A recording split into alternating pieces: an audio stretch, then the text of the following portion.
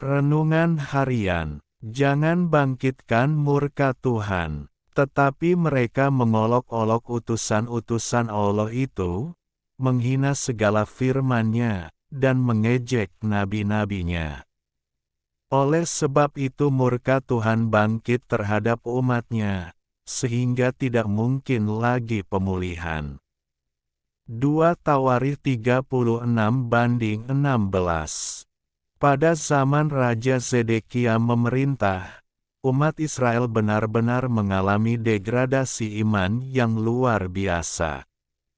Sebagai raja seharusnya Zedekia dapat menjadi contoh atau teladan bagi rakyat yang dipimpinnya, tapi justru melakukan apa yang jahat di mata Tuhan. Semua orang termasuk para imam berubah tidak setia dengan mengikuti kekejian bangsa-bangsa lain. Rumah yang dikuduskan Tuhan di Yerusalem itu dinajiskan mereka. Ayat 14. Meski demikian Tuhan tetap menunjukkan kasih-Nya dengan berkali-kali mengutus hamba-hamba-Nya untuk menegur dan memperingatkan mereka. Tetapi mereka tetap saja mengeraskan hati dan tak memedulikan teguran dan peringatan Tuhan ini.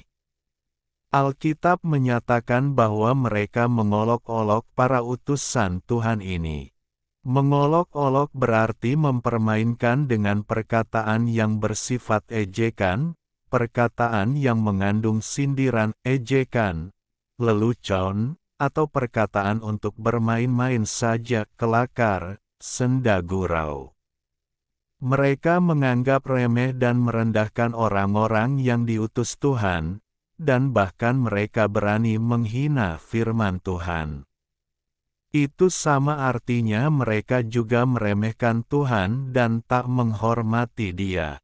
Karena perbuatan mereka sangat kelewatan, maka bangkitlah murka Tuhan atas mereka. Tuhan menggerakkan raja orang Kasdim melawan mereka. Raja itu membunuh teruna mereka dengan pedang dalam rumah kudus mereka, dan tidak menyayangkan teruna atau gadis, orang tua atau orang ubanan, semua diserahkan Tuhan ke dalam tangannya. Ayat 17. Contoh kasus lain, anak-anak di kota Betel mengolok-olok Elisa, nabi Tuhan, botak-botak. Akhirnya mereka harus menuai akibatnya, yaitu tubuh mereka dicabik-cabik oleh beruang hutan. Baca 2 Raja-Raja pukul 2:23-24. Karena itu berhati-hatilah dengan ucapan kita. Jangan sekali-kali kita merendahkan orang lain dengan kata-kata olokan, ejekan, terlebih-lebih berani mengolok-olok hamba-hamba Tuhan dan menghina firman Tuhan seperti yang dilakukan oleh orang-orang di zaman Raja Zedekia ini. Tuhan sendiri yang akan berperkara. Jangan pula kita meremehkan setiap teguran dan peringatan Tuhan. Siapa meremehkan firman, ia akan menanggung akibatnya. Amsal pukul 13:13. Ilustrasi. Benih di atas marmer. Di sebuah istana yang megah, ada seorang kolektor yang sangat mencintai kebersihan dan keteraturan.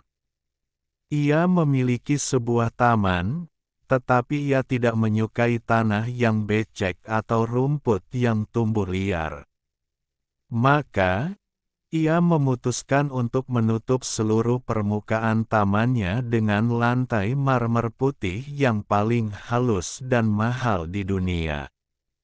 Agar tetap terlihat seperti taman, ia menaruh pot-pot emas berisi bunga yang sudah mekar sempurna.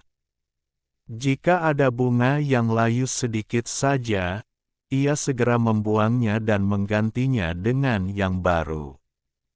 Baginya, itulah taman yang ideal, indah, terkendali, dan tidak pernah kotor. Suatu hari, Seekor burung menjatuhkan sebutir benih kecil di celah sempit antara dua lempengan marmer yang mulai merenggang. Benih itu jatuh ke sedikit debu dan tanah yang terjepit di bawah sana.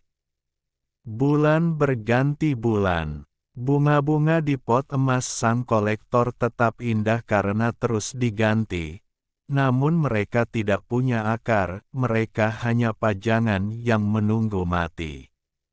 Sementara itu, benih kecil di bawah marmer itu mulai berjuang. Ia tidak punya air yang cukup, ia tidak punya ruang, dan ia ditekan oleh beratnya batu marmer yang sangat keras. Namun, karena tekanan itulah, akar si benih tumbuh menjadi sangat kuat dan tajam. Ia terpaksa mencari jalan menembus beton dan batu demi mencari kehidupan. Suatu pagi, sang kolektor terkejut melihat lantai marmer mahalnya retak dan pecah. Dari sana muncul sebuah tunas pohon kecil yang kuat, yang meskipun tidak secantik bunga di pot emas, ia memiliki kehidupan yang asli dan tak terpatahkan. Kita sering kali menginginkan kehidupan yang steril dari masalah. Kita ingin semuanya berjalan mulus, rapi, dan indah dipandang, tanpa ingin bersentuhan dengan tanah kotor bernama proses atau kegagalan. Kita lebih suka memajang kesuksesan instan seperti bunga dalam pot daripada menumbuhkan karakter dari bawah. Padahal, kekuatan sejati tidak tumbuh di atas kenyamanan marmer, melainkan di tengah tekanan hidup yang menghimpit.